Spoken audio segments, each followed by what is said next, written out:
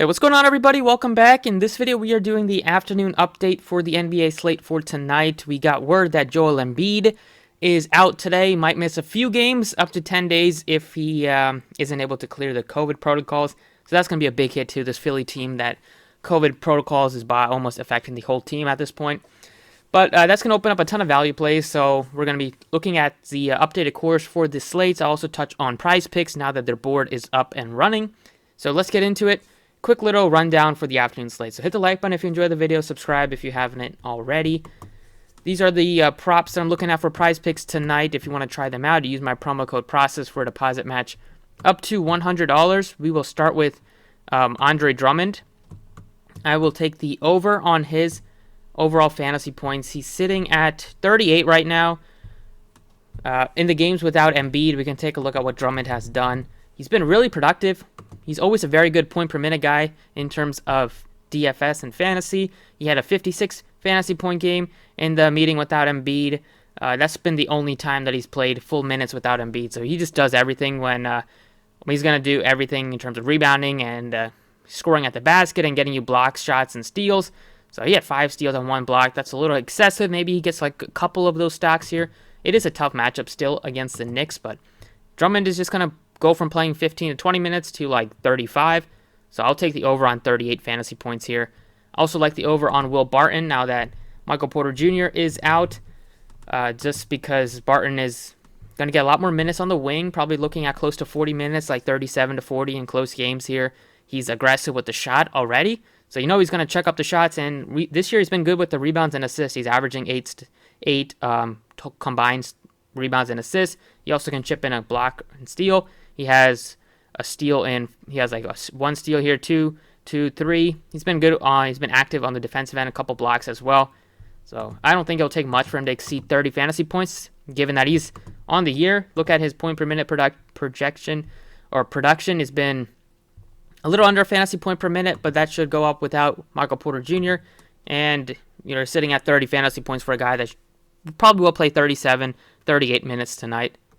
And then this one is it was like my favorite prop on Prizepicks. Chris Paul over 9.5 assists. That seems like almost a lock on this one. He's going up against this very bad Sacramento team and their bad Sacramento defense. Like the Kings have been decent, but they give up a ton of points. They give up a lot of fantasy points, and especially to the Suns here, they're on the road. It should be a more competitive game. Chris Paul is averaging 12.1 assists per game this year. He has 10 plus assists in every single game except for one, which of course was against the Kings. But in that game, he only played 30 minutes. Usually he's playing 34 to 37, especially without DeAndre Ayton, just a little bit more usage. But even that one, he just fell short. He had a bad game overall, just 1 of 10. To scratch that, he has 11.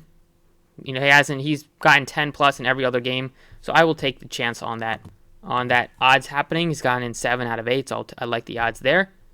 So those are the 3 Prizepicks props I'm kind of looking at today. Like I said, you can use my promo code if you wanted to try them out. Now let's get into the updated picks here. Some of the picks are still the same from the video. At point guard, I still like getting to Russell Westbrook for now. We're still waiting on some of the news out of the Lakers, whether Anthony Davis will play or not. But I still like Westbrook given the matchup. The Hornets play at just such a fast pace.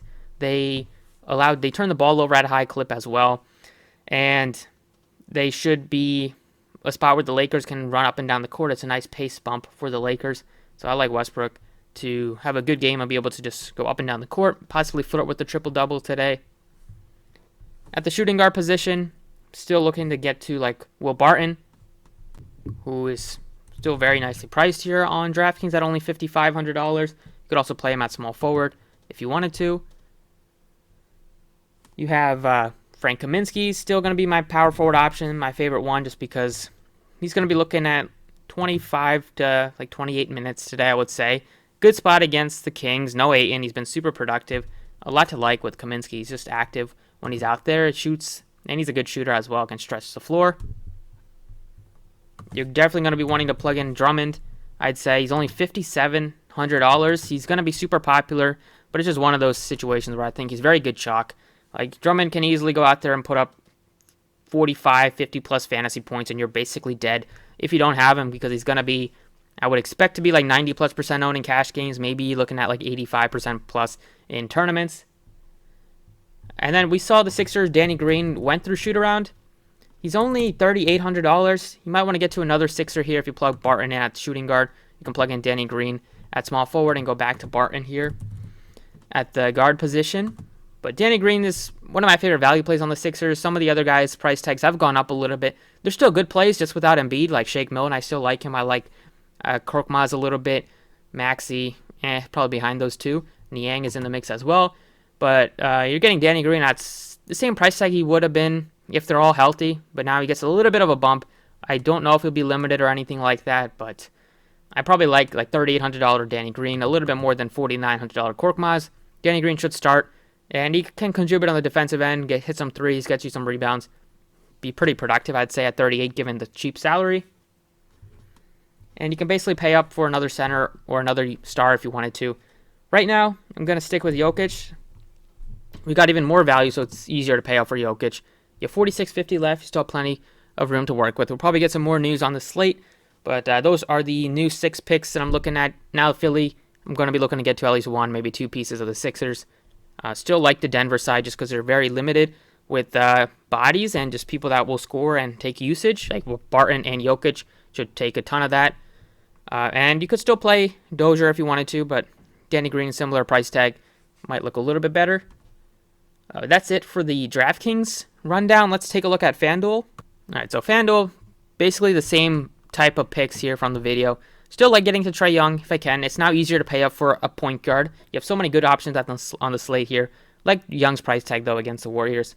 Westbrook, like his price tag a ton on FanDuel. He's going to definitely be in my shooting guard spot just because how loaded point guard is.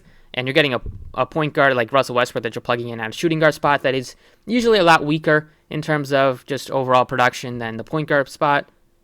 Barton is still nicely priced at 58. He's going to be my go-to at small forward. Kaminsky's underpriced. And then now you can easily get to Drummond. You don't have to pay up for a center. You go to Drummond.